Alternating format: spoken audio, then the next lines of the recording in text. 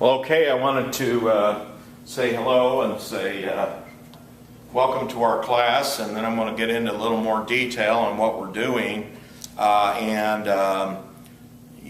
This class here is in corrections, and so what we want to do is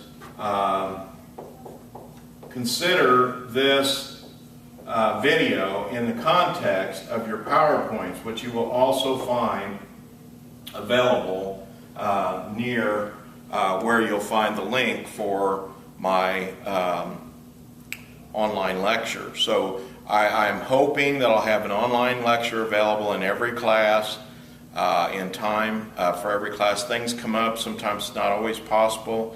I am a little bit ahead so far, but I'm liable to have problems just like everybody else. So like for example, just recently I cut the end of my thumb off, so that wasn't real smart on my part, but put a little kink in my plan. So basically, we are all here together. We're here to study corrections. You might say, well, what does Dawalt know about corrections, and so basically, let me give you a little bit of my history. I said a little bit of that in the intro, but I started out in the 70s. I wanted to go to law school after I finished college, and I was kind of more or less a social science, social studies major, kind of focusing more on history, probably more of an American history guy, and I'm still completely given over to history as a hobby.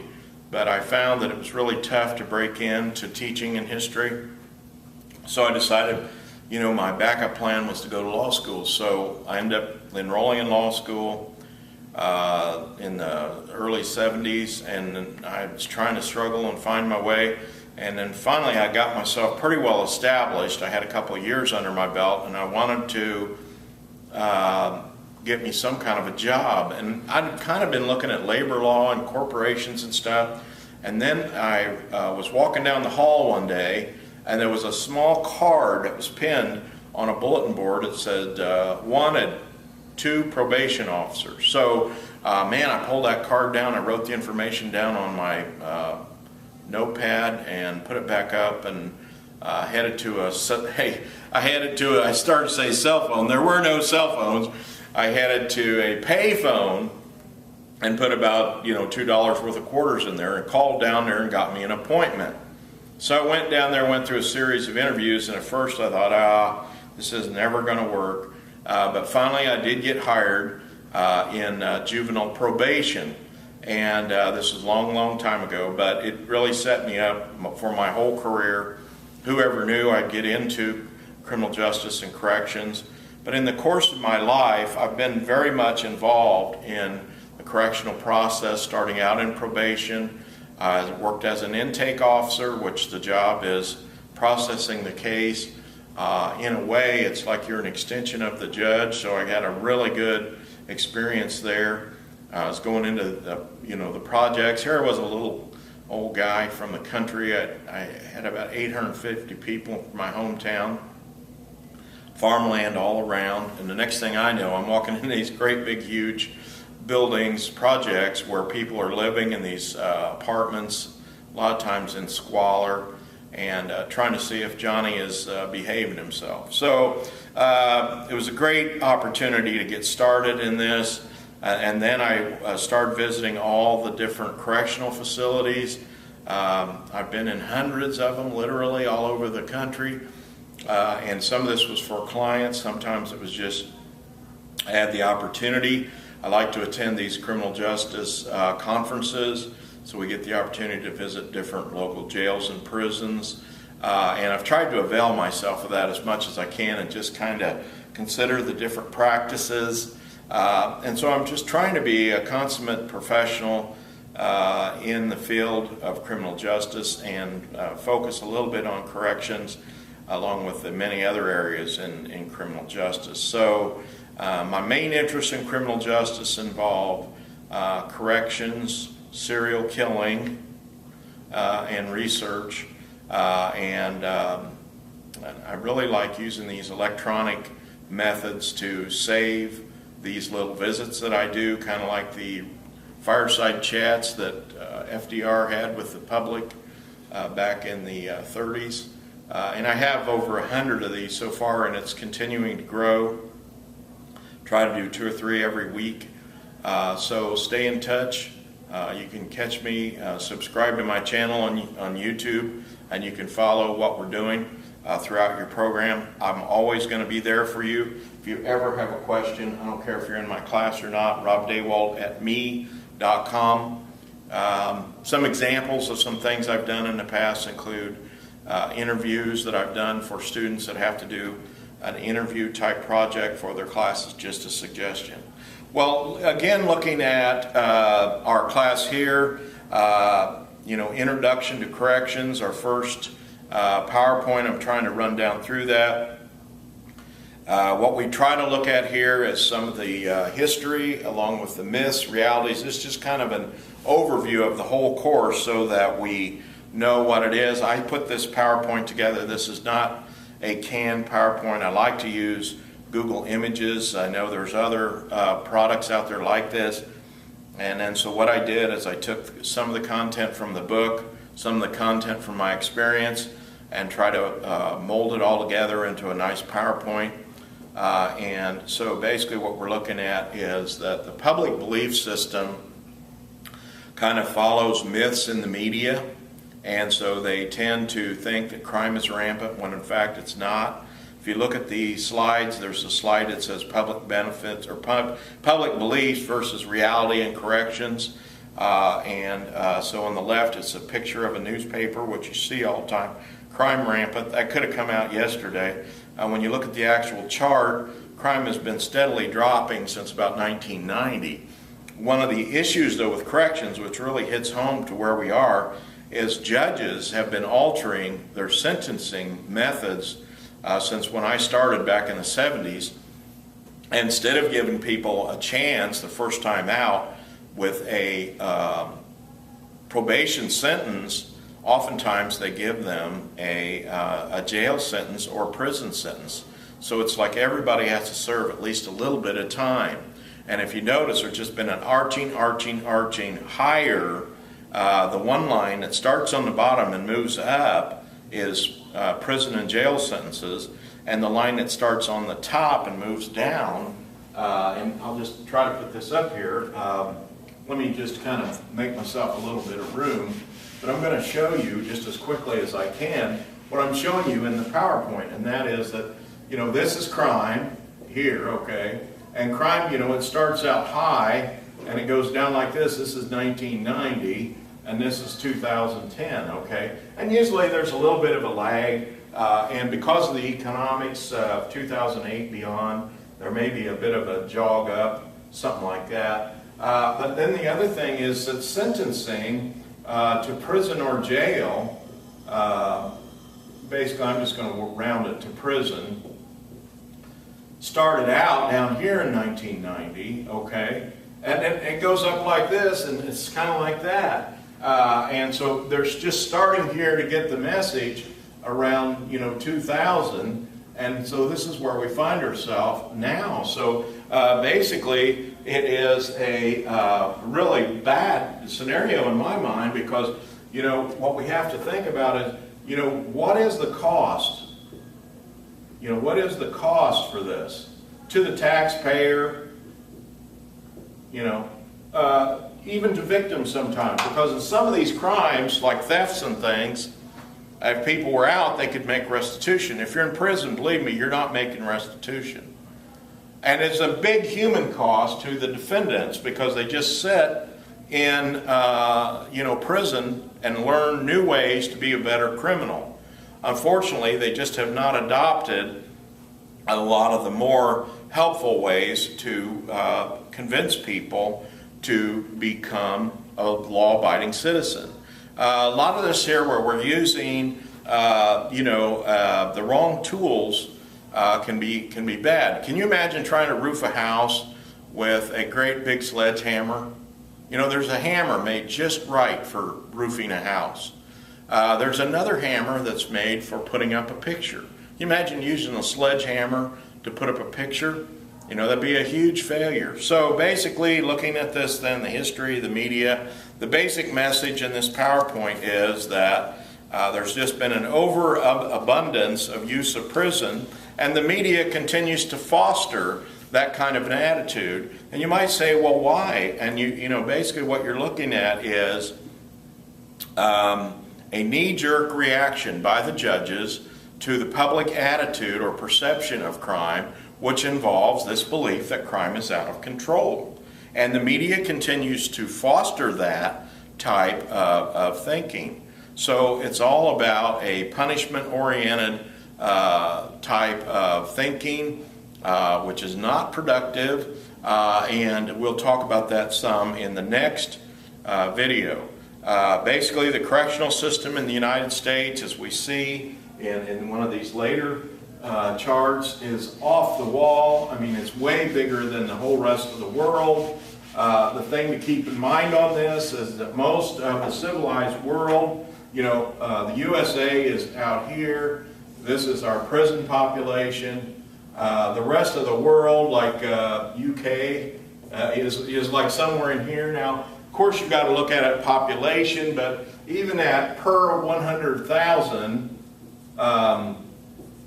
we're way above everybody else. The only one that comes close are the Russians, and then of course the Chinese are way down below that. But you've got to keep in mind that in China and in third world countries, they use a totally different method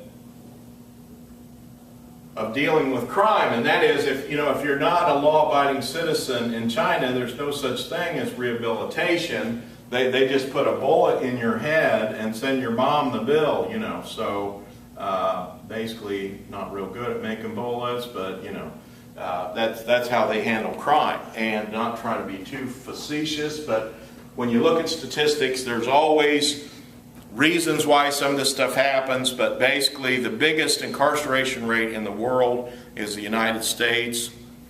Also to consider is that, on the other hand, in terms of, and sometimes this is, you know, part of the reason I do the videos is try to explain that, you know, these pictures are here and there's content here, but this is just a quick comment in here, and there's exceptions. So look at the one factors related to corrections. It's a picture of how many people are in prison with different levels,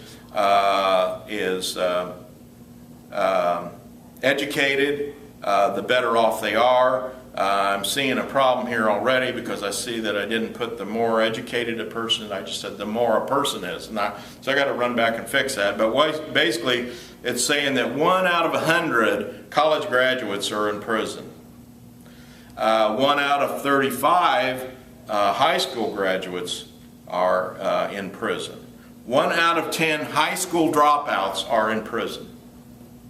So that tells you something. First of all, that we've got to, again, correct for error in this. Anytime you do research, there's a little bit of error. And so white-collar crime is primarily where you're going to find people with college educations in the areas of importance, you know, like being a fiduciary for another person. And oftentimes these crimes don't get caught.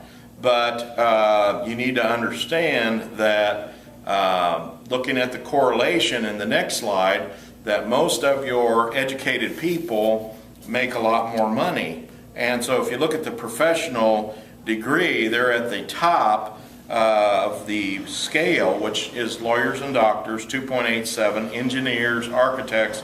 The next level, a doctor's degree, which if you look at that and think about me, I'm kind of one of each.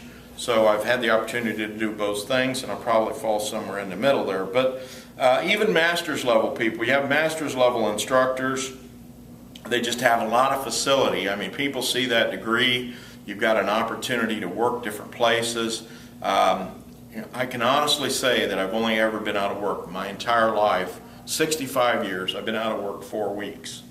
And the reason is because you can always find something to do. It may not be exactly what I want to do, but I'm always able to make a living. So the more education you have, I mean, this is I'm selling your school to you in a way, but I'm also selling you the idea that the more education that we give offenders, the better off they will be in their future. They'll be much less likely to commit crimes. Statistics bear that out.